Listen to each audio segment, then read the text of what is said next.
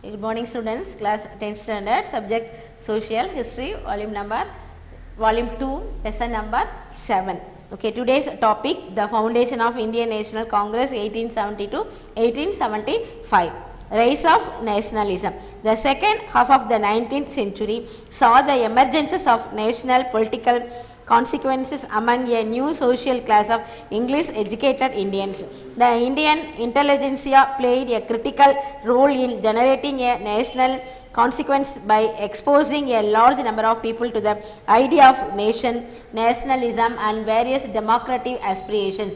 They articulated modern nations of citizenship, the idea of the state, civil society, human rights, equality before the law, liberty and distinctions between public and private, sovereignty, democracy and so on. The flourishing of print media both in the vernacular and in English played a significant role in circulating such ideas. Even though they were numerically small, they had a national character and capacity to establish contact on all India scale. They were working as they were working as lawyers, journalists, government employees, teachers or doctors. They took the initiative to float political outfit such as Madras Native Association 1852, East India Association 1866, Madras Mahajana Sabha 1884, Pune Sarvajing Sabha 1870, the Bombay Presidency Association 1885 and many others. The British directed their policies to trample on the aspirations of Indians who were exposed to English education and Western ideas and therefore had strong belief in modern values and institutions. However, the national consequences in the 19th century was also rooted in a glorification and celebration of Indian past in which various religious and cultural symbols were used to kindle the patriotic zeal among the people. Okay, இன்றைக்கி topic நம்ம எது பார்க்குறோம் அப்படின்னா இந்திய தேசிய Congress நிறுவப்படுதல் 1870 to 1885. So இந்த லெசனை நம்ம என்ன சொன்னோம், anti movements and the birth of nationalism. Okay, அதாவது இந்த காலனி ஆதிக்கத்திற்கு எதிராக இந்தியாவில் என்னென்ன இயக்கங்கள்லாம் தோன்றியது, எப்படியெல்லாம் மக்கள் கிளர்ச்சிகளை எல்லாம் உருவாக்கி அந்த கிளர்ச்சிகள் எப்படி பிரிட்டிஷால் சப்ரஸ் ஆச்சு, அதையும் மீறி இந்தியாவில் எப்படி அந்த நேஷ்னலிசம் அப்படிங்கிற அந்த வேர்டு ரொம்ப ஃபேமஸ் ஆச்சு, ஆல் ஓவர் த இந்தியா எப்படி ஸ்ப்ரெட் அவுட் ஆச்சு அப்படின்னு சொல்லி தான் பார்க்க போகிறோம். அதுக்காக ஆரம்பிக்கப்பட்ட ஒரு இயக்கம் தான் இந்தியன் நேஷனல் காங்கிரஸ், இந்திய தேசிய காங்கிரஸ். தேசியத்தினுடைய எழுச்சின்னு அப்படியே சொல்லலாம், ரைஸ் ஆஃப் நேஷனலிசம் அப்படின்னு. இது 19th சென்ச்சுரியில் பார்த்தீங்களா, செகண்ட் ஹாஃபில் ஆங்கில கல்வி பெற்ற இந்தியர்கள் என்ன பண்ணுறாங்க அப்படின்னா அதாவது வெஸ்டர்ன் எஜுகேஷனை ஃபாலோ பண்ணாங்க இல்லையா, இங்கிலீஷ் எஜுகேஷனை இந்தியா ஃபுல்லாக கம்ப்ளீட்டாக என்ன பண்ணாங்க, இந்த குருகுல சிஸ்டம் ஆஃப் எஜுகேஷன்ஸை அவாய்ட் பண்ணிவிட்டு எப்போ வெஸ்டர்ன் எஜுகேஷன்ஸை இன்ட்ரடியூஸ் பண்ணாங்களோ அதை என்ன பண்ணாங்க அப்படின்னா நம்மளுடைய இந்தியன்ஸ் நிறையா ஃபாலோ பண்ண ஆரம்பிக்கிறாங்க. ஸோ இதில் என்னாச்சு அப்படின்னா இது ஒரு தேசிய அளவில் படித்த அந்த சமூகத்துக்கிட்ட ஒரு தேசிய அளவில் என்னாச்சு அப்படின்னா ஒரு விழிப்புணர்வை ஏற்படுத்தியது. பல்வேறு பிரச்சாரங்கள் மூலமாக தேசியம், அப்புறம் பல்வேறு மக்களாட்சியின் உயர்ந்த லட்சியங்கள் பற்றிய கருத்துக்கள், இது அதிக எண்ணிக்கையான மக்களுக்கு என்ன பண்ணுச்சு அப்படின்னா மிகப்பெரிய ஒரு விழிப்புணர்வை இது ஏற்படுத்தியச்சு. அந்த விழிப்புணர்வை ஏற்படுத்தக்கூடிய ஒரு முக்கிய பணியை இந்திய அறிவாளர்கள் என்ன பண்ணாங்க அப்படின்னா மேற்கொண்டார்கள் அப்படின்னே சொல்லலாம். குடியுரிமை, நாடு பற்றிய கருத்து, குடியியல், சமூகம், மனித உரிமைகள், அப்புறம் அரசு மற்றும் தனியார் பற்றிய புரிதல், இறையாண்மை, மக்களாட்சி, இதர விஷயங்கள் நவீன எண்ணங்களை என்ன பண்ணுறாங்க அவங்களுக்கு தெளிவுபடுத்தினாங்க. ஸோ வட்டார மொழி மற்றும் ஆங்கில அச்சு ஊடகங்களின் வளர்ச்சி இது போன்ற கருத்துக்களை பரப்புவதில் என்ன பண்ணுச்சுன்னா ரொம்ப முக்கிய பங்கு வகித்தது அப்படின்னே சொல்லலாம். So I repeat, the second half of the 19th century saw the emergence of national political consequences among a new social class of English educated Indians. The Indian intelligentsia played a critical role in generating a national consequence by exposing a large number of people to the idea of nation, nationalism and various democratic aspirations. They articulated modern notions of citizenship and idea of the state, civil society, human rights, equality before the law, liberty and distinctions between public and private sovereignty, democracy and so on. The flourishing of print media both in the vernacular and in English played a significant role in circulating such ideas. Okay, so next topic, even though they were numerically small, they had a national character and capacity to establish contact on all Indian scale. They were working as lawyers, journalists, government employees, teachers or doctors. They took the initiative to float political outfits such as Madras Native Association 1852, East India Association 1866, Madras Mahajana Sabha 1884, Purana Sarvanjik Sabha 1870, the Bombay Presidency Association and many others. So இந்த எண்ணிக்கையில் அவங்க குறைவாக இருந்தாலும் என்ன சொன்னால் தேசிய அளவிலான ஒரு வீச்சை கொண்டு அகில இந்தியா முழுவதும் என்ன பண்ணாங்கன்னா தங்களுடைய தொடர்புகளை வந்து உருவாக்கக்கூடிய ஒரு திறன் பெற்றவர்களாக இருந்தாங்க. ஏன்னா கம்யூனிகேஷன் ஸ்பெசிலிட்டிஸும் அப்போ அதிக அளவில் என்னாச்சு அப்படின்னா இன்ட்ரடியூஸ் ஆக ஆரம்பிச்சது. Postal service, telegraphic service and இந்த டெலிஃபோன் சர்வீஸ் இது எல்லாம். ஸோ அவங்க என்ன பண்ணாங்க, வழக்கறிஞர் அதாவது லாயர்ஸாக இருந்தாங்க, பத்திரிகையாளர்களாக இருந்தாங்க, அரசு ஊழியர்களாக இருந்தாங்க, அப்புறம் ஆசிரியர்கள், மருத்துவர்களாக பணியாற்றி இருக்கிறாங்க. இது மட்டும் இல்லாமல் சென்னைவாசிகள் சங்கம் அப்படின்னு ஒன்று 1852 வந்து ஸ்டார்ட் ஆச்சு இல்லை, மெட்ராஸ் நேட்டிவ் அசோசியேஷன் அப்படிங்கிறது 1852 ஸ்டார்ட் ஆச்சு. ஈஸ்ட் இந்தியா அசோசியேஷனுங்கிறது 1866, மெட்ராஸ் மகாஜன சபா அப்படிங்கிறது 1884 உருவாச்சு. நெக்ஸ்ட் இந்த பூனா சர்வஜனிக் சபா அப்படிங்கிறது 1870 ஸ்டார்ட் ஆச்சு. இந்த பாம்பே பிரசிடென்சி அசோசியேஷன் அப்படிங்கிறது 1885. இதை தாண்டி இன்னும் நிறைய ஒரு அசோசியேஷன், நிறைய பல அமைப்புகளும் என்னாச்சு அப்படின்னா இந்தியாவில் உருவாக ஆரம்பிச்சது. The British directed their policies to trample on the aspirations of Indians who were exposed to English education and Western ideas and therefore strong belief in modern values and institutions. However, the national consequences in the late 19th century was also rooted in a glorification and celebration of Indian past in which various religious and cultural symbols were used to kindle the patriotic zeal among the people. So ஆங்கில கல்வி பயின்ற மேற்கித்திய அதாவது நிறைய பேர் இந்த western எஜுகேஷனை follow பண்ணாங்கன்னு சொன்னோம் இல்லையா, அதில் இந்த இங்கிலீஷ் எஜுகேஷனை ஃபாலோ பண்ணி படித்தவங்க நிறைய பேர் என்ன பண்ணாங்க அப்படின்னா அந்த வெஸ்டர்ன் அந்த கருத்துக்கள் இருக்கல மேற்கிந்திய கருத்துக்கள் பற்றிய சிந்தனையும் நவீன மதிப்புகள் மற்றும் நிறுவனங்களுடைய வலுவான நம்பிக்கையும் கொண்ட இந்தியர்கள் என்ன பண்ணாங்க, தங்களுடைய கனவுகளை வந்து நினைவாக்கணும் அப்படிங்கிற வகையில் தங்களோட கொள்கைகளை ஆங்கிலேயர்கள்ட்ட என்ன பண்ணாங்களா நடைமுறைப்படுத்துகிறாங்க. ஓகே, அவ்வளோ நாள் வந்து தெரியாமல் இருந்தது. அந்த வெஸ்டர்ன் எஜுகேஷன் அவங்களுக்கு என்ன பண்ணுச்சு, நல்ல ஒரு படிப்பினையும் நல்ல ஒரு பாடத்தையும் அவங்களுக்கு கற்றுக் கொடுக்குது. ஸோ தட் அவங்கக்கிட்ட இருக்கக்கூடிய அந்த நல்ல சிந்தனைகள் நவீன கருத்துக்களை எல்லாத்தையும் என்ன பண்ணாங்க அப்படின்னா பிரிட்டிஷ்கிட்ட வந்து கொண்டு போகிறாங்க. ஓகே, அதை வந்து நவீனப்படுத்தின அது அப்படின்னு சொல்லி அவங்க என்ன பிரிட்டிஷ்கிட்ட கொண்டு போகிறாங்க. ஏன்னா 19th செஞ்சுரி பிற்பகுதியில் பார்த்தீங்களா ஏற்பட்ட அந்த தேசிய எழுச்சி மக்களிடையே இந்தியாவினுடைய கடந்த கால சிறப்புகளையும் பெருமைகளையும் கொண்டாடும் நோக்கில் வந்து ஆழமாக என்ன பண்ணுச்சு அப்படின்னா அது வந்து வேரூண்டியது அப்படின்னே சொல்லலாம். மக்கள்கிட்ட வந்து தேசப்பற்ற உருவாக்குறதுக்கும் பல்வேறு சமய மற்றும் கலாச்சார அடையாளங்கள் வந்து அதுக்காக என்ன பண்ணுச்சு அப்படின்னா பயன்படுத்தப்பட்டதுன்னே சொல்லலாம். ஏன்னா இந்த வெஸ்டர்ன் எஜுகேஷன் இங்கிலீஷ் அப்படிங்கிற ஒரு அந்த லிங்க் லாங்குவேஜ் என்ன பண்ணுச்சுன்னா ஆல் ஓவர் த இந்தியா மக்கள்கிட்ட வந்து எல்லா விதமான விஷயங்களையும் கொண்டு போச்சு. அந்த நேஷனலிசம் தேசியம் அப்படிங்கிற அந்த ஒரு உணர்வுகளை வந்து மக்கள்கிட்ட வந்து என்ன எப்படி யூரோப்பியன் கண்ட்ரீஸில் வந்து நம்ம பார்த்தா இல்லையா அந்த நேஷனலிசம் அப்படிங்கிற ஒரு உணர்வு டிக்டேட்டர்ஷிப் அவங்க மூலமாக எப்படி நிறைய மக்கள்கிட்ட கொண்டு போச்சோ அந்த மாதிரி இந்த வெஸ்டர்ன் எஜுகேஷனை ஃபாலோ பண்ண ஆரம்பித்த உடனே அந்த கருத்துக்கள் அதன் மூலமாக நிறைய வந்து திறம்பட நிறைய பேர் என்ன பண்ணாங்க, அந்த எஜுகேஷனலிஸ்ட் நிறைய பேர் இருந்தாங்க, அவங்க ஈஸியாக கொண்டு போனாங்க. இன்னொன்று பத்திரிகை வெர்னாக்குலர் பத்திரிகைகளே என்ன பண்ணுச்சு அப்படி இந்த விஷயங்கள் வந்து நாட்டில் இருக்கக்கூடிய நூக்கண்டு கார்னல் மூளை முடுக்குகள் வரைக்கும் இந்த விஷயங்களை எளிதாக என்ன பண்ணுச்சு அப்படின்னா மக்கள்கிட்ட வந்து கொண்டு போய் சேர்த்தது. Next economic critique of colonialism. So next colony ஆட்சி பற்றிய பொருளாதார ஒரு விமர்சனம், அதுதான் economic critique of colonialism. So one of the most significant contributions of early Indian nationalists was the formulation of an economic critique of colonialism. India was economically subjected and transformed into a supplier of raw material to the British industries. Simultaneously, it became a market to dump English manufacturers and for the investment of British capital. So the colonial economy was a continuous transfer of resources from India to Britain without any favorable returns back to India. This is called the drain of wealth. அதாவது colony ஆட்சி பற்றிய ஒரு பொருளாதார விமர்சனம். இந்த colony ஆட்சியை பற்றிய ஒரு பொருளாதார விமர்சனத்தை உருவாக்குவதே தொடக்க கால இந்திய தேசியவாதிகளினுடைய மிகப்பெரிய ஒரு பங்களிப்பாகவே இருந்தது. இது முக்கியமான பங்கு. ஸோ இந்திய பொருளாதார ரீதியாக கட்டுப்படுத்தப்பட்டதோடு பிரிட்டனில் இருக்கக்கூடிய தொழிற்சாலைகளுக்கு என்ன பண்ணாங்க, மூலப்பொருட்களை அனுப்பும் ஒரே அனுப்புனராக இந்தியா மாற்றம் பெற்றது இல்லையா? நமக்கு நல்லா தெரியும். ஏன்னா பிரிட்டிஷ்க்கு தேவையான ரா மெட்டீரியல்ஸ் கம்ப்ளீட்டாக எங்கேருந்து கொண்டு போனாங்கன்னு சொன்னால் இந்தியாவில் இருந்து தான் கம்ப்ளீட்டாக கொண்டு போனாங்க.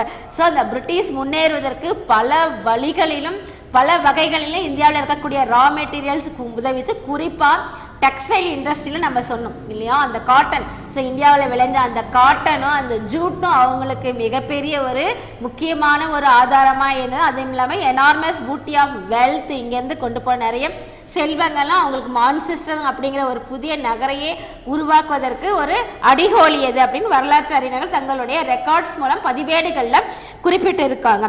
ஸோ இதில் என்ன சொல்கிறாங்கன்னா, ஆங்கிலேயர் உற்பத்தி பொருட்களை வந்து கொண்டு சேர்க்கக்கூடிய ஒரு உற்பத்தி பொருட்களை, அதாவது ரா மெட்டீரியல்ஸ் கொண்டு சேர்க்கக்கூடிய ஒரு சந்தையாகவும் இருந்தது.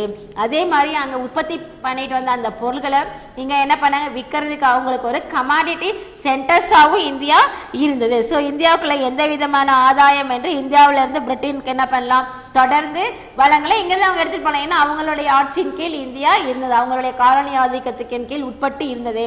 அதே மாதிரி எந்த ஒரு விதமான ரூல்ஸ் அண்ட் ரெகுலேஷன்ஸ் இல்லாமல் அங்கே இருக்கக்கூடிய எல்லா விதமான கூட்ஸுகளையும் என்ன பண்ணலாம், இந்தியாவுக்கு ஈஸியாக கொண்டு வரலாம். ஸோ இதை தான் என்ன சொன்னால் ட்ரைன் ஆஃப் வெல்த், செல்வ வளங்களை சுரண்டுதல் அப்படின்னு சொல்லி drain of wealth. So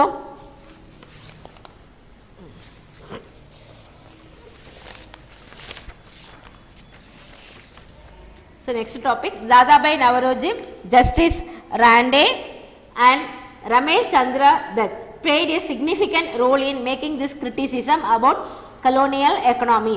They clearly understood that the prosperity of the British lay in the economic and political subjections of India. They concluded that colonialism was the main obstacle to the India's economic development. So Dadabhai Naoroji, Justice Rande, அப்புறம் இந்த ரமேஷ் சந்திர தத், இவங்க 3 பேர் என்ன பண்ணாருன்னா, ஆங்கில ஆட்சியில் வந்து எப்படி இந்த காலனி ஆதிக்கத்தில் இந்தியாவினுடைய பொருளாதாரத்தை பற்றி என்ன பண்ண இவங்க மிகப்பெரிய அளவில் விமர்சனங்களை கொண்டு போய் மக்கள்கிட்ட சேர்த்தாங்க. எப்படின்னா மிகப்பெரிய எப்படி இந்தியாவில் இருக்கக்கூடிய இந்த ட்ரைன் ஆஃப் வெல்த், செல்வங்கள் எல்லாம் சுரட்டி பிரிட்டிஷனுடைய பொருளாதாரத்திற்கு அவங்க எப்படி வந்து மேம்படுத்தினாங்க. ஸோ இந்தியாவை அரசியல் மற்றும் பொருளாதார ரீதியாக அடக்கி ஆள்றதான் முக்கியமான ஒரு நோக்கமாக பிரிட்டிஷ்காரர் அவங்களுக்கு இருந்தது. அப்படிங்கிறது என்ன பண்ணாங்க அப்படின்னா, இவங்க 3 பேரும் தெளிவாக மக்களுக்கு உணர்த்தினாங்க.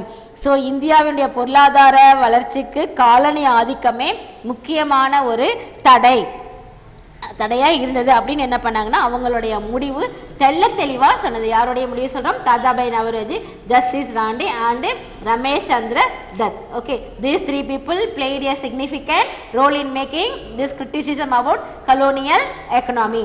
So clearly understand that the prosperity of the British lay in the economic and political subjections of India. They concluded that colonialism was the main obstacle to the India's economic development. Okay, next, objectives and methods. The formation of the Indian National Congress in 1885 was intended to establish an all-India organization. So it was the culmination of attempt by a group of educated Indians politically active in 3 presidencies, Bombay, Madras and Calcutta. So A.O. Hume lent his services to facilitate the formation of the Congress. So Umesh Chandra Banerjee was the first president Indian National Congress. The first session of the Indian National Congress was held on 28th December 1885. The yearly objectives were to develop and consolidate sentiments of national unity, but also profess loyalty to Britain. The techniques included appeals, petitions and delegations to Britain, all done within a constitutional framework. Some of the key demands were the following. சரி, இது இவங்களுடைய அதாவது objectives and methods, குறிக்கோள்கள் மற்றும் வழிமுறைகள். இந்த Indian National Congress எப்போ start பண்ணாங்கன்னா 1885 அகில இந்திய அமைப்பை உருவாக்க முனைந்ததனுடைய காரணமாக தான் 1885 தான் இந்தியன் நேஷனல் காங்கிரஸ் உருவானது. இது எங்கே அப்படின்றாங்க, அதாவது பாம்பே, மெட்ராஸ், கல்கத்தா ஆகிய 3 பிரசிடென்சி. அப்போ பிரசிடென்சி தான் அதில் 3 மாகாணங்கள். 3 மாகாணங்கள் தான் என்ன பண்ணாங்க அப்படின்னா, அரசியல் ரீதியாக தீவிரம் காட்டிய கல்வி அறிவு பெற்ற இந்தியர்களுடைய குழுக்கள் மேற்கொண்ட முயற்சியின் விளைவாக தான் இந்தியன் நேஷனல் காங்கிரஸ் அப்படிங்கிற ஒரு ஆர்கனைசேஷன் வந்து உருவாச்சு. இது யாரு? ஏஓ ஹியூம் அப்படிங்கிற தன்னுடைய சேவைகளை இந்திய மக்களுக்கு என்ன பண்றார் அப்படின்னா அர்ப்பணிக்கிறார். இந்திய தேசிய காங்கிரசின் முதல் தலைவராக உமேஷ் சந்திர பானர்ஜி தான் வந்து ஃபர்ஸ்ட் வந்து தலைவராக அவரை தான் வந்து என்ன பண்ணியிருக்காங்க அப்படின்னா நியமிச்சிருக்காங்க. Next 1885 December 28 Indian National Congress முதல் அந்த first session Congress held on 28 முதல் அமர்வு அப்படின்னு சொல்கிறேன் இல்லையா, அது எப்போ ஸ்டார்ட் பண்ண 28 டிசம்பர் 1885. இதில் தேசிய ஒற்றுமை குறித்த உணர்வுகளை வந்து ஒருங்கிணைக்கிறது தான் காங்கிரஸினுடைய முக்கியமான குறிக்கோள். ஸோ பிரிட்டனுக்கு விசுவாசமாக நடந்து கொள்ளவும் என்ன பண்ணாங்கன்னா உறுதி மேற்கொள்ளப்பட்டது. பிரிட்டிஷ்க்கு வந்து நம்ம ஆதரவாகவும் இருக்கணும், அதே போல பிரிட்டன்கிட்ட வந்து என்ன பண்ணணும், மேல்முறையீடுகள் செய்வது, மனுக்களை கொடுப்பது, அதிகார பகிர்வு ஆகியவற்றை வந்து என்ன பண்ணுது ஆங்கில அரசு உருவாக்கிய அரசியல் சாசன கட்டமைப்புக்குள் செய்வது உள்ளிட்ட பல வழிமுறைகளை வந்து காங்கிரஸ் என்ன பண்ணாங்க அப்படின்னா பின்பற்றினார்கள். அப்படின்னா அதை எடுத்த உடனே கம்ப்ளீட்டாக அவங்க என்ன பண்ணல அப்படின்னா பிரிட்டிஷை வந்து கம்ப்ளீட்டாக அவங்க அப்போஸ் பண்ணலை. என்ன பண்ணாங்கன்னா பிரிட்டிஷ்க்கு எப்படி இருக்கணும், விசுவாசமாகவே நம்ம வந்து இருக்கலாம், அவங்க கிட்ட வந்து மேல்முறையீடுகள் செய்வது, மனுக்களை வந்து கொடுக்கறது, அதிகார பகிர்வு, இது எல்லாத்தையும் வந்து என்ன பண்ண ஆங்கிலேய அரசு உருவாக்கி அந்த அரசியல் சாசனம் அந்த கட்டமைப்பு இருக்கு இல்லையா, அது என்ன சொல்லுதோ அதை வந்து ஃபாலோ பண்ணணும் அப்படின்னு தான் முதல்ல அவங்க வந்து விரும்பினாங்க. அதான் the first session of the Indian National Congress was held on 28 December 1885. The early objectives were to develop and consolidate sentiments of national unity but also propose loyalty to Britain. The techniques included appeals, petitions and delegations to Britain, all done within a constitutional framework. Some of the key demands. See, what are the key demands? First one, creation of legislative councils at provincial and central, increasing the number of elected members in the legislative council, spreading judicial and executive functions, reducing military expenditure, reduction of home charges, extension of trial by jury, holding civil services exam in India as well as in England, police reforms, reconsideration of forest law, promotion of Indian industries and an end to unfair tariff and excise duties.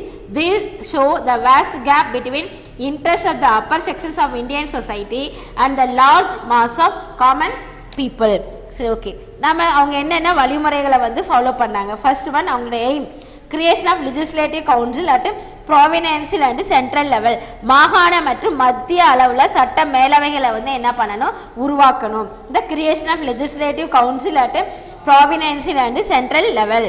Second point, increasing the number of elected members in the legislative council, சட்ட மேலவைக்கு தேர்ந்தெடுக்கப்படும் உறுப்பினர்களுடைய எண்ணிக்கையை என்ன பண்ணுறது, அதிகரிக்கிறது. Third, separating judicial and executive functions, நிர்வாகத்துறையிலிருந்து நீதித்துறையை வந்து என்ன பண்ணுறது அப்படின்னா பிரிக்கிறது. ஜுடிஷியல் ரெவ்யூ தனியாக இருக்கணும், நீதித்துறை வந்து தனியாக இருக்கணும். நெக்ஸ்ட், ரெடியூசிங் மிலிட்ரி எக்ஸ்பெண்டிச்சர், இராணுவ செலவுகளை கண்டிப்பாக என்ன பண்ணணும், குறைக்கணும். Extension of trial by jury, அதாவது உள்நாட்டு வரிகளை வந்து கண்டிப்பாக குறைக்கணும். நெக்ஸ்ட், ஹோல்டிங் சிவில் சர்வீஸ், சரி, ரிடக்ஷன் ஆஃப் ஹோம் சார்ஜஸ் அப்படின்னதை என்ன சொல்கிறாங்க, உள்நாட்டு வரிகளை வந்து குறைக்கணும். Next, extension of trial by jury அப்படின்னா என்னென்னா நீதிபதி மூலமாக விசாரணைகளை என்ன பண்ணணும்னா ரொம்ப விரைவாக வந்து முடிக்கணும். Next, holding civil service exams in India as well as in England, ஒரே நேரத்தில் இந்தியாவிலையும் இங்கிலாந்துலையும் என்ன பண்ணணும் அப்படின்னா ஆட்சி பணி தேர்வு ஐஏஎஸ் இந்தியன் அட்மினிஸ்ட்ரேட்டிவ் சர்வீஸை வந்து நடத்தணும். போலீஸ் ரிஃபார்ம்ஸ், காவல்துறை சீர்திருத்தங்கள். ரீகன்சிடரேஷன் ஆஃப் ஃபாரஸ்ட் லா, வன சட்டத்தை மறுபரிசீலனை செய்தார்.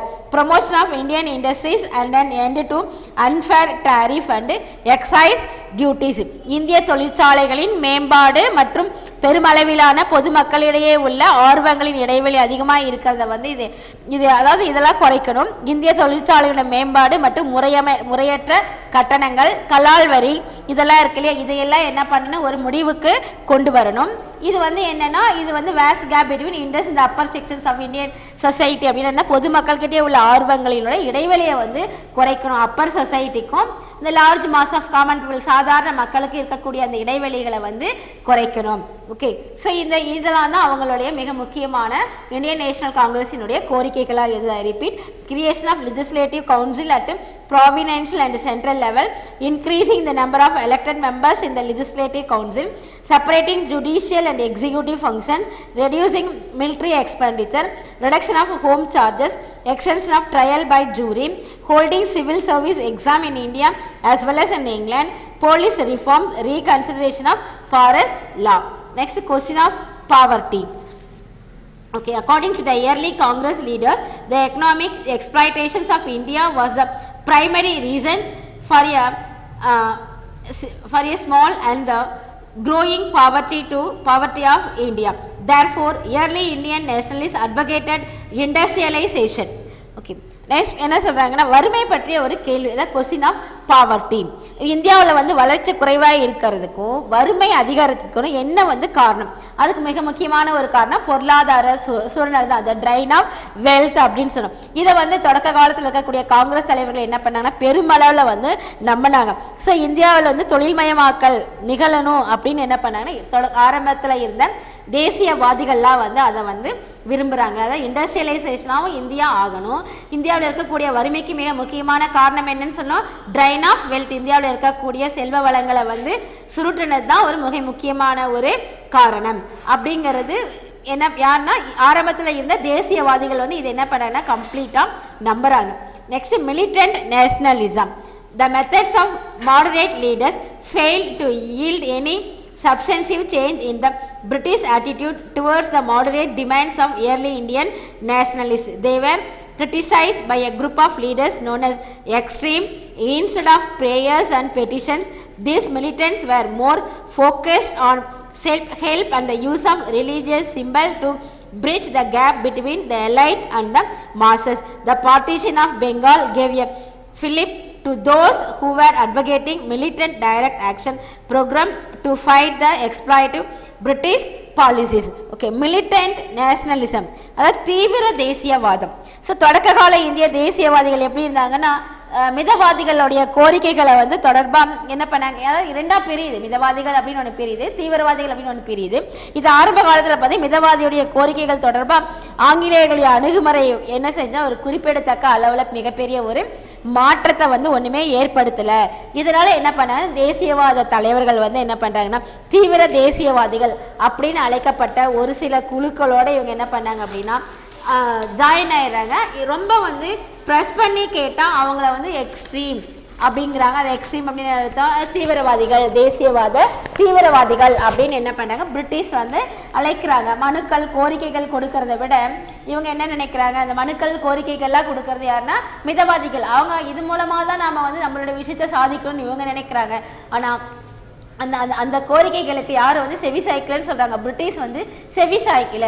அப்போ தான் அதுலேயே என்ன பண்ணாங்க தீவிரமாக இருக்கக்கூடியவங்க வந்து சொல்கிறாங்க அவங்க வந்து தீவிரவாதிகள் அப்படின்னு என்ன பண்ணுறாங்க பிரிக்கப்படுறாங்க. இந்த இதில் இதுக்கு ரெண்டு பேத்துக்கும் நடுவில் என்னாச்சு அப்படின்னா ஒரு கேப் வந்து விழ ஆரம்பிக்குது.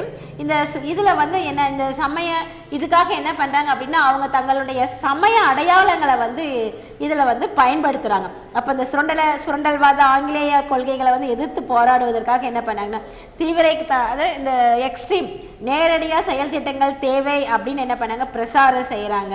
இந்த மாதிரி அதாவது பிரிட்டிஷை எதிர்த்து நம்மளும் வந்து அந்த நமக்கு தேவையான ஃபெசிலிட்டிஸ் நம்ம வாங்கணும் அப்படின்னா அவங்கக்கிட்ட வந்து ஒரு சாந்தமான ஒரு போக்கை கையாண்டா நடக்காது அப்படிங்கிறதுக்காக என்ன பண்ணுறாங்க அப்படின்னா தேசிய தீவிரவாதிகள் அப்படின்னு ஒரு குரூப் வந்து பிரியுது. அவங்க என்ன பண்ணாங்க இதுக்காக என்ன பண்ணாங்கன்னா அவங்களுடைய சமய சடங்குகளை வந்து அவங்க என்ன பண்ணாங்க யூஸ் பண்ணிக்க ஆரம்பிக்கிறாங்க. ஸோ இதன் மூலமாக என்ன பண்ணாங்க தங்களுக்கு இது வந்து கட்டாய தேவை அப்படிங்கிறது ரொம்ப ஆணித்தரமாக ஆழமாகவும் வந்து நேரடியாக தீவிரத்தன்மை கொண்ட பிரச்சாரங்கள் மூலமாக ஈடுபடுறாங்க. ஸோ இந்த மாதிரி நேரடியாக ஈடுபட்டதுனால தான் என்னாச்சு அப்படின்னா அந்த பார்ட்டிஷன் ஆஃப் பெங்கால் வங்க பிரிவினைக்கு இது ஒரு முக்கியமான ஒரு காரணமாகவே இது மாறிச்சு அப்படின்னே சொல்லலாம். Okay, next topic partition of Bengal. Partition of Bengal என்ன வங்க பிரிவினை அப்படின்னு அதாவது என்னென்னா இந்தியன் நேஷனல் காங்கிரஸ் வந்து நம்ம சொன்ன மாதிரி ஆரம்ப காலகட்டத்தில் என்ன பண்ணாங்க அப்படின்னா பிரிட்டிஷோட வந்து பணிவாக தான் போகணும், அவங்களுக்கு வந்து நம்ம அவங்களுடைய ஆட்சிக்கு நம்ம என்ன செய்யணும் ஆதரவாக தான் செயல்படணும் அப்படின்னு ஆதரவாக தான் செயல்பட்டாங்க. ஆனால் அந்த ஆதரவாக செயல்பட்டதுனால என்ன ஆச்சு அப்படின்னா நிறைய விஷயங்களை வந்து எளிதாக சாதிக்கவே முடியலை. பிரிட்டிஷினுடைய அணுகுமுறை ட்ரெயின் ஆஃப் வெல்த், இந்தியாவில் இருக்கக்கூடிய செல்வங்களை வந்து சுரண்டணுங்கிற ஒரே நோக்கமாக மட்டுமே தான் இருந்தது. இதனால இந்தியாவில் என்னாச்சுன்னு சொன்னால் நிறைய வறுமைகளை வந்து சந்திக்க நேரிட்டது. பொருளாதார சுரண்டல்கள் வந்து மிக அதிகமாக இருந்தது. அப்போதான் என்ன நினைக்க ஆரம்பிக்கிறாங்க, இந்தியாவிலையும் என்ன அதிகமாக இருக்கணும், இண்டஸ்ட்ரியலைசேஷன், நிறைய வந்து தொழிற்சாலைகள் வந்து உருவாகணும் அப்படின்னு முற்போக்கு சிந்தனை கொண்ட தேசிய தீவிரவாதிகள் சிந்திக்க தொடங்கினார்கள் அப்படின்னு பார்த்தோம். இதனால இந்திய தேசிய காங்கிரஸ்ல என்னாச்சு அப்படின்னா பிளவு ஏற்பட்டு மிதவாதிகள் தீவிரவாதிகள் அப்படின்னு என்ன பண்றாங்க, பிரிகிறாங்க. இதுல இன்னொரு பிரிவு அந்த அவங்க ரொம்ப அதுக்காக சமய சடங்குகளையும் அவங்களுடைய ரிலீஜியனையும் என்ன பண்றாங்க, ரிலீஜியன் காஸ்ட் இது எல்லாத்தையும் அந்த இடத்துல யூஸ் பண்றாங்க. இதன் காரணமாகவே தான் என்ன சொல்றோம், பார்ட்டிஷன் ஆஃப் பெங்கால், வங்க பிரிவினை அப்படின்னு ஒன்று உருவாச்சு. Okay, partition of Bengal in 1899, Lord Curzon was appointed the Viceroy of India. Instead of engaging with the nationalist intelligentsia for handling the problem of famine and plague, Curzon resorted to repressive measures to undermine the idea of local self-government and autonomy of higher educational institutions and gag the press. Partition of Bengal in 1905 was the most unpopular of all. The partition led to widespread protest all across India, starting a new phase of the Indian national movement. The idea of partition was devised to suppress the political activities against the British rule in Bengal by creating a Hindu-Muslim divide. Okay. இந்த வங்க நம்ம சொல்ல partition of Bengal அப்படிங்கிறது என்ன, வங்க பிரிவினை. 1899 இந்தியாவினுடைய viceroy அரச பிரதிநிதியாக யாரா லார்ட் கர்சன் அவங்க வந்து நியமிக்கப்பட்டாங்க. அவங்க வந்து இந்திய அறிவாளர்கள் மூலமாக பஞ்சாப், பிளேக் இந்த மாதிரி பிரச்சனைகள் நிறையா இப்போ இருந்ததுன்னு பார்த்தோம். அந்த பிரச்சனைகளை கையாள்வதற்கு என்ன பண்ணாங்கன்னா இவரை அப்பாயின்மெண்ட் பண்ணாங்க. இவர் என்ன பண்ணார், அதுக்காக ரொம்ப திறமையாக ஒரு கையான ஒரு வைஸ்ராய் அப்படின்னு இவரை சொல்லலாம். உள்ளாட்சி அமைப்பு, உயர்கல்வி நிறுவனங்களை தன்னாட்சி இதெல்லாம் வந்து குறைத்து மதிப்பிடுவது மற்றும் பத்திரிகை சுதந்திரத்தை தடுப்பது ஆகிய அடக்கி ஆளும் நடவடிக்கைகளில் வந்து என்ன சொன்னார், கர்சன் பிரபு வந்து கையாண்டார் அப்படின்னு சொல்கிறாங்க. ஓகே, ஸோ நம்மளுடைய ஹிஸ்டாரியன்ஸினுடைய பார்வையில் அவர் அடக்குமுறைகளை வந்து கையாண்டார் அப்படின்னு சொல்கிறோம். ஆனால் பிரிட்டிஷ் அவங்களுடைய ஹிஸ்டாரியன்ஸ் பார்வையில் அவர் ரொம்ப திறமையாக கையாண்டு இந்தியர்களை வந்து என்ன பண்ணாங்க அப்படின்னா சப்ரஸ் பண்ணார், ஒடுக்கினார் அப்படின்னு பார்க்குறோம்.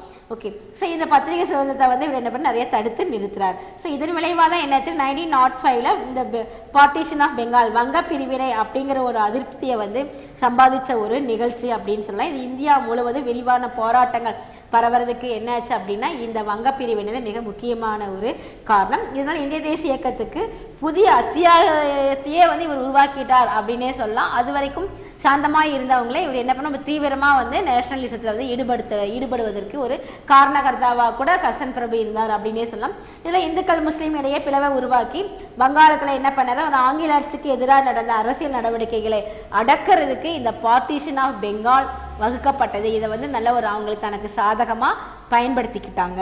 ஸோ நெக்ஸ்ட் டாபிக் பார்த்தீங்கன்னா ஹிந்து முஸ்லீம் டிவைட். இதன் விளைவாக தான் என்னாச்சுன்னா இந்திய முஸ்லீம் பிரிவே வந்து ஏற்பட்டுச்சு.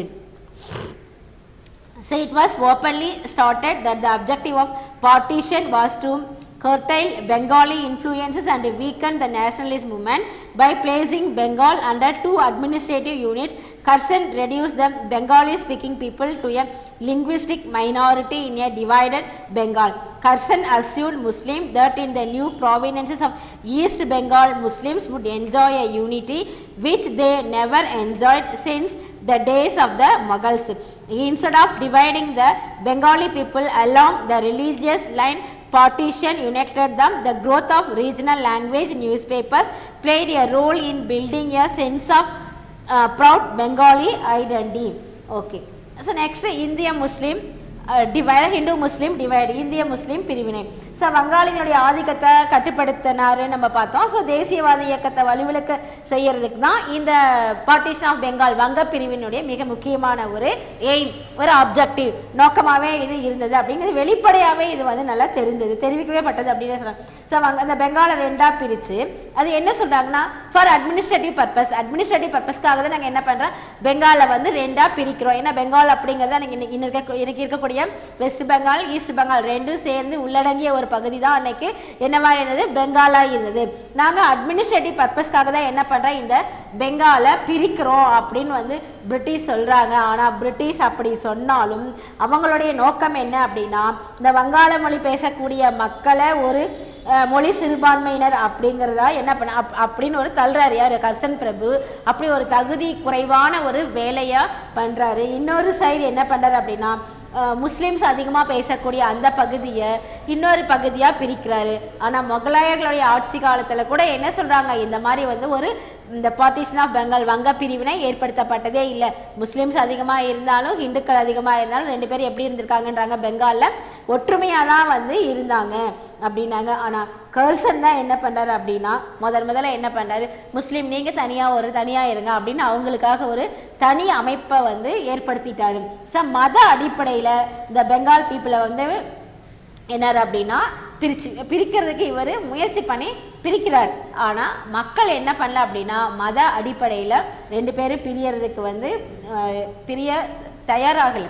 இதனால் என்ன பண்ணாங்க அப்படின்னா ரொம்ப பெரிய அளவில் அங்கங்கே என்னாச்சு அப்படின்னா கிளர்ச்சி ஏற்பட்டது அப்படின்னே சொல்லலாம். இது வந்து பத்திரிகைகளும் என்னாச்சு அப்படின்னா இந்த பார்ட்டிஷன் பெங்காலுக்கு வந்து ஆதரவு அளிக்காமல் நிறைய விஷயங்களை பத்திரிகைகள் எழுதுறதன் மூலமாக நிறைய மக்களுக்கு இந்த விஷயம் ரொம்ப சீக்கிரமாக எளிதில் வந்து சென்றடைந்தது. Anti-partition movement. The leaders of both the groups, extreme and the moderate, were critical of partition. Initially, the objective of the anti-partition campaign was limited to changing the public opinion in England. So, they protest through prayers, press campaigns, petitions, and public meetings.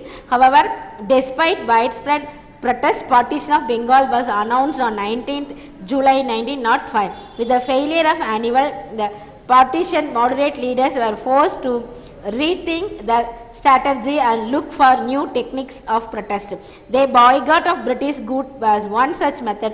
However, the agenda of Swadeshi movement was still restricted to secure an annulment of partition, and the moderates were very much against utilizing the campaign to start a full-fledged passive resistance. The militant nationalists, on the other hand, were in favor of extending the movement beyond Bengal and to initiate a full-scale mass struggle.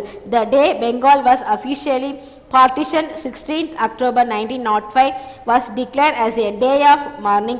Thousands of people took both in the Ganga and marched on the streets of Calcutta singing Bande Mataram. Okay, anti-partition movement. அதாவது இது வந்து என்னென்னா பிரிவினைக்கு எதிரான ஒரு இயக்கம். So இந்த பிரிவினை பற்றிய யோசனை கூறப்பட்ட நிலையிலேயே என்ன பண்ணாங்க அப்படின்னா ஆரம்பத்திலே தேசிய அந்த எக்ஸ்ட்ரீமும் சரி மாடரேட்ஸும் சரி தேசியவாதிகள் தீவிரவாதிகள் ரெண்டு பிரிவு தலைவர்களும் என்ன பண்ணாங்க ஒவ்வொரு குழுக்களாக அமர்ந்து வந்து என்ன பண்ணாங்க விமர்சனம் வந்து செய்கிறாங்க. ஆரம்பகால பிரிவினைவாத எதிர்ப்பு பிரச்சாரம் பார்த்திங்களா இங்கிலாந்தில் ஒரு பொது கருத்தை மாற்றும் குறிக்கோளாக மட்டுமே வந்து இது பயன்படுத்துச்சு. ஆனால் இந்த வேண்டுகோள்கள் செய்தி பிரசாரங்கள் மனுக்கள் பொதுக்கூட்டங்கள் இதன் மூலமாக இந்த பிரிவினைக்கு எதிராக நிறைய இடங்களில் என்ன பண்ணாங்க அப்படின்னா போராட்டமே வந்து நடத்தினாங்க. ஏன்னா விரிவான ஆர்ப்பாட்டங்கள் வந்து எப்போ நடந்தது 1905 July 19th the partition of Bengal declare பண்ணதுக்கு அப்புறம் தான் இது வந்து என்னாச்சு அப்படின்னா மிகப்பெரிய அளவில் இந்த போராட்டங்கள்லாம் அறிவிக்கப்பட்டது. இருந்தாலும் அவங்க என்ன சொல்லிட்டாங்கன்னா 1905 ஜூலை 19th வந்து இந்த வங்க பிரிவினை இந்த பார்ட்டிஷன் ஆஃப் பெங்காலை வந்து டிக்ளேர் பண்ணிடுறாங்க. ஸோ இந்த வங்க பிரிவினை தடுத்து தவறிய தேசிய தீவிர தலைவர்களை வந்து தங்களுடைய உத்திகள் மற்றும் மறு சிந்தனைக்கு வந்து நிர்பந்திக்கப்பட்டாங்க. ரீதிங்கிங். ஓகே, நம்ம எவ்வளோ சொல்லி இது நடக்கலை பார்ட்டிஷன் ஆஃப் பெங்கால் வந்து தரங்கேறிடுச்சு அப்படிங்கும்பொழுது திருப்பி இவங்க என்ன பண்ணாங்கன்னா ரீதிங்கிங் நிறைய வந்து புதிய வழிமுறைகளை அவங்க என்ன பண்ணாங்கன்னா தேட தொடங்குறாங்க. ஸோ அப்போ என்ன பண்ணாங்கன்னா ஃபர்ஸ்ட் அந்த பிரிட்டிஷ் பொருட்களை வந்து புறக்கணிக்கிறது இதை வந்து இதில் ஒரு முறையாக வந்து ஃபாலோ பண்ண ஆரம்பித்தா சுதேசி மூமெண்ட். சுதேசி இயக்கத்தினுடைய கொள்கையை வந்து என்ன பண்ணால் வங்க பிரிவினையை வந்து திரும்ப பெறுவதில் உறுதி செய்யணும். இன்னமும் வந்து இதுதான் வந்து முழுமையான எதிர்ப்பை வந்து முதல் நம்ம காட்டுறதுக்கு மிக பயன்படுத்தப்பட்டிய ஒரு பிரச்சாரமாக இதை பயன்படுத்த ஆரம்பித்தாங்க தேசியவாதிகள். ஸோ இதுக்கு வந்து இன்னொரு புறம் என்னென்னா தேசிய தீவிரவாதிகள் என்ன பண்ணாங்க அப்படின்னா இந்த பெங்காலை தாண்டி இந்த இயக்கத்தை என்ன பண்ணுறாங்க இன்னும் மிகப்பெரிய அளவில் விரிவு செய்கிறாங்க. அதாவது பெங்காலில் மட்டுமே வந்து பிரிட்டிஷினுடைய குட்ஸை வந்து வாங்கக்கூடாது, பிரிட்டிஷுக்கு வந்து எதிராக வந்து பிரச்சாரங்கள் செய்யணும் அப்படின்னு அங்கே மட்டும் அந்த விஷயத்தை வந்து ஸ்ப்ரெட் அவுட் பண்ணாமல் அதை தாண்டி இருக்கக்கூடிய நிறைய இடங்கள்லையும் அதை வந்து ஸ்ப்ரெட் அவுட் பண்ணணும்னு நினச்சாங்க. ஸோ 1905 அக்டோபர் 16 வந்து இந்த பார்ட்டிஷன் ஆஃப் பெங்கால் அதிகாரப்பூர்வமாகவே என்ன ஆயிடுச்சு அப்படின்னா டிக்ளேர் பண்ணிடுறாங்க. இது வந்து அந்த நாளை வந்து இவங்க தேசிய தீவிரவாதிகளும் சரி தேசியவாதிகளும் சரி ரெண்டு பேருமே என்ன அதாவது எக்ஸ்ட்ரீம் அண்ட் மாடரேட்ஸ் ரெண்டு பேருமே இதை வந்து ஒரு துக்க நாளாக வந்து அறிவிக்கிறாங்க. ஆயிரக்கணக்கானவர்கள் என்ன பண்ணாங்கன்னா இந்த கங்கை நதியில் வந்து புனித நீராடியதோடு என்ன பண்ண இந்த வந்தே மாதரம் அப்படிங்கிற ஒரு பாடலை வந்து பாடியபடி கல்கத்தாவினுடைய சாலைகள் எல்லாம் என்ன பண்ணுறாங்க அப்படின்னா அணிவகுத்து போனாங்க. Okay, so next Boycott and Swadeshi movement in Bengal 1905 and to 1911. So இந்த டாபிக்கை பற்றிங்களா நம்ம நெக்ஸ்ட் கிளாஸில் வந்து பார்க்கலாம். Thank you students. Sir.